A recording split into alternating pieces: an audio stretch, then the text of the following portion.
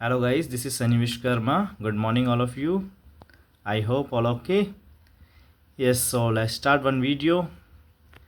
और जैसे कि आपको कल क्लियर कर दिया था मैंने ओवरव्यू फॉर इनकोटर्म्स के हिसाब से एंड रूल जो थे, आज मैं उसके रूल्स के बारे में बात करूँगा। एंड दो टाइप्स के रूल्स होते हैं उसमें, rules for any mode of transport और rules for sea ship and water way transport.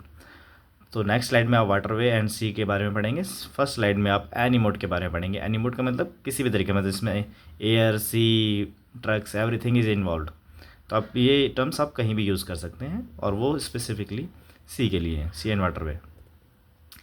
So let's start कि हमारी इंको टर्म्स कितनी होती हैं, Incoterms, major Incoterms क्या होती हैं। तो टोटल 11 इंको टर्म्स होती है, 7 is first slides, 4 in next slide. So let's start with first one, EXW। जो एक्सपीरियंस वन है उनको पता ही होगा, बट स्टिल एक्सपीरियंस वन भी कंफ्यूज हो जाते हैं कभी कभी इनको टर्म्स में, एंड उस टर्म्स में कंफ्यूज क्या हो जाते हैं, बट उनको रिस्क एंड टाइटल, इसमें सारा प्रॉब्लम होता है। काम तो सभी करते हैं लेकिन प्रॉब्लम सबको होती है। सो इसलिए चलिए स्टार्ट करते हैं। जो मेरे न्यू लर्नर्स और जो ट्रेनीज़ जो आज सीख रहे हैं, जो उनको और पता होना चाहिए इसके बारे में, तो उनके लिए ये वीडियो स्टार्ट है। और प्रॉपर एक एक करके आप पढ़ेंगे और एक एक करके आप समझिए इसको, और मेरे से कमेंट्स करके ज़रूर पूछना। So let's start first one, ex works. Ex works का मतलब क्या होता है? Mention named place and delivery. Ex works का मतलब ये होता है कि आप,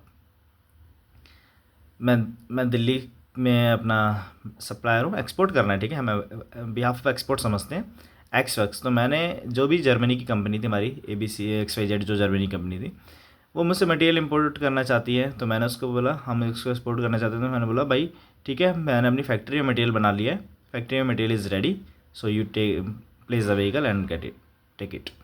तो एक्सवर्क्स का मतलब ये था कि मेरा काम ये है कि मैंने अपनी फैक्ट्री में मटेरियल बना लिया दिल्ली में, और वो वहाँ दिल्ली से खुद ही ट्रांसपोर्ट कर रहा है और लेके जर्मनी लेके जा रहा है। इसमें मुझे कुछ नहीं करना।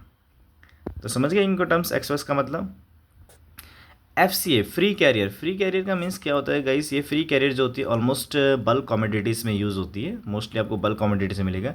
इसका रीज़न भी यही है कि फ्री कैरियर का मीन्स ये होता है कि आपने सारी फॉर्मेलिटीज़ कर दी, सारी custom clearance, everything is you have done it, and जैसे ही वार्फ पे वैसल आता है, आपका काम यह है कि वार्फ पे जाके, वार्फ के नियरेस्ट आप जो वैसल होता है वहाँ पर कस्टम क्लियरेंस और फॉर्मेलिटीज़ कंप्लीट करके अपना बायर को इन्फॉर्म कर देते हैं, everything is done from my side, so please take the material. And तो वो उसके बाद वो वैसल आएगा, नॉमिनेट करेगा बायर जो भी है, उसके बाद इसको लेके जाएगा। तो इसके लिए हम जो भी इसकी कॉस्ट, रिस्क एंड रिस्पॉन्सिबिलिटी है, वो हम नेक्स्ट वीडियो में पढ़ेंगे। क्योंकि नेक्स्ट वीडियो में मतलब हम एक एक इनको टर्म्स का प्रॉपर वीडियो पढ़ेंगे और प्रॉपर उसके बारे में समझेंगे।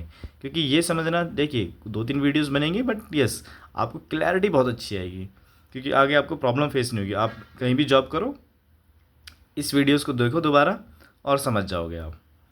तो CPT क्या होता है? Carriage paid to. कैरिज का मतलब भी आप समझ गए ना, भाड़ा पे करना। तो भाड़ा का मतलब क्या होता है? साझे। तो मैं यहाँ से दिल्ली से सब कुछ करके उसके नेम्ड प्लेस ऑफ डेस्टिनेशन का मटेरियल बचा रहा हूँ, ट्रांसपोर्ट भी कर रहा हूँ, सी भी कर रहा हूँ, सब कुछ करके उसके डेस्टिनेशन के पास मटेरियल पहुँचा रहा हूँ। CIP का मतलब है काम मैं वही सारा कर रहा हूँ जो मैंने CPT में किया था, बट ओनली मैंने क्या कर दिया, एक इंश्योरेंस मैंने ले लिया, सेफर साइड। CPT में बायर की रिस्पॉन्सिबिलिटी है, बट ये इसके बारे में मैंने आपको बोला नेक्स्ट वीडियो में पढ़ेंगे और 1 बाय 1 करके चलेंगे। तो CIP में और CPT में फ़र्क क्या है? खाली इंश्योरेंस का फ़र्क है।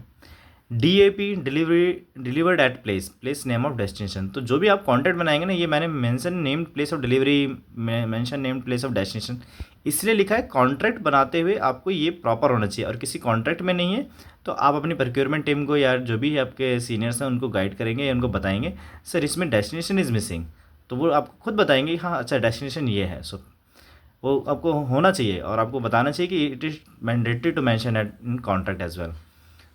समझ गए? या LC जो आप ओपन कर रहे हैं तो उसमें ये सब होना चाहिए। DPU कहते हैं डिलीवरी एट प्लेस अनलोडेड। देखिए DPU एंड DPU में क्या है, सारा प्रॉपर वही है, बट अनलोडेड का खर्चा भी इन्वॉल्व हो जाता है, तो इसलिए हम वहाँ पर उसको अनलोड करके देंगे। DDP का मतलब है डिलीवर्ड ड्यूटी पेड। मतलब मैंने यहाँ से जर्मनी एक्सपोर्ट किया तो मैं उसके फैक्ट्री तक उसको पहुँचा के दे रहा हूँ, उसके जर्मनी में भी कस्टम क्लियरेंस एवरीथिंग सब कुछ हायर करके सारी कॉस्ट नोट करके मैं उसके घर तक पहुंचा के दे रहा हूँ। तो इसका मतलब है mention named place of destination. तो clear, delivery duty and paid. So next slide में चलते हैं। इनकम्स रूल्स वही 2020 rules for sea and inland water way transport. देखिए इसमें 4 टाइप की इनकम्स होती है, और जो कि जिसमें मैंने आप देख रहे होंगे फर्स्ट के नीचे second third and fourth is the most common terms. तो मोस्ट कॉमन का मतलब मैं आपको थोड़ा बताता हूँ क्यों लिखा है। फर्स्ट चलते हैं F S free along side ship. अब जैसे फ्री अलॉन्ग साइड से आपको पता ही लग रहा है कि मैंने जो भी मशीनरी है, क्योंकि ये भी टर्म्स होती है bulk and heavy machinery shipments में इनको टर्म्स यूज़ होती हैं। ठीक है, तो गाइस इसमें परेशान मत होना, हर कई कंपनी में हैवी मशीनरी नहीं होती, और जहाँ होती है वहाँ पर ही यूज़ भी होती है, और बल्क जहाँ होता है वहाँ भी यूज़ होता है। तो प्लीज़ इसको ऐसा इग्नोर नहीं कर सकते हम।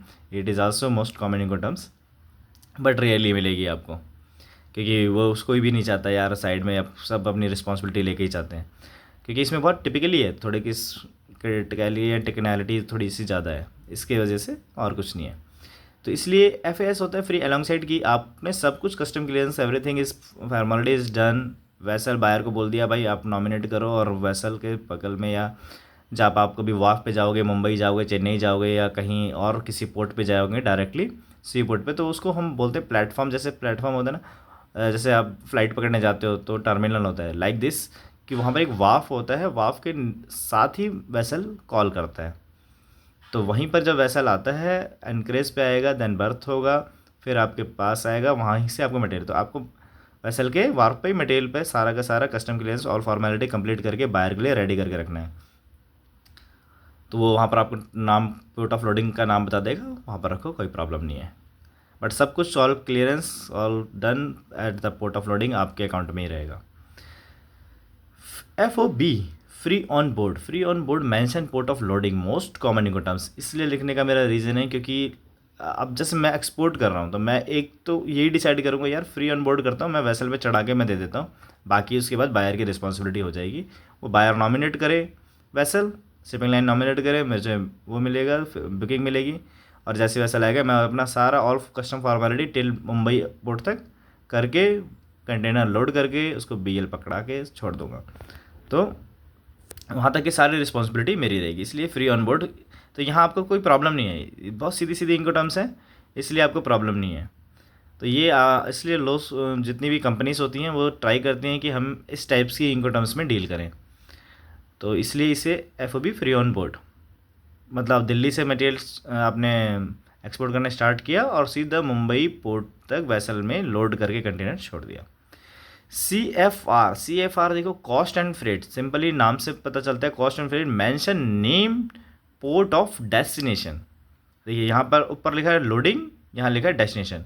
तो इसका मतलब हो गया कि हमने इस पूरा कॉस्ट मतलब FOB में जितना काम करना था वो तो किया ही किया, उसके बाद में जो वैसल जो नॉमिनेट किया उसको ट्रांसपोर्ट भी हम मतलब जो फ्रेट हमने पे किया वैसल का वो भी हमने पे किया।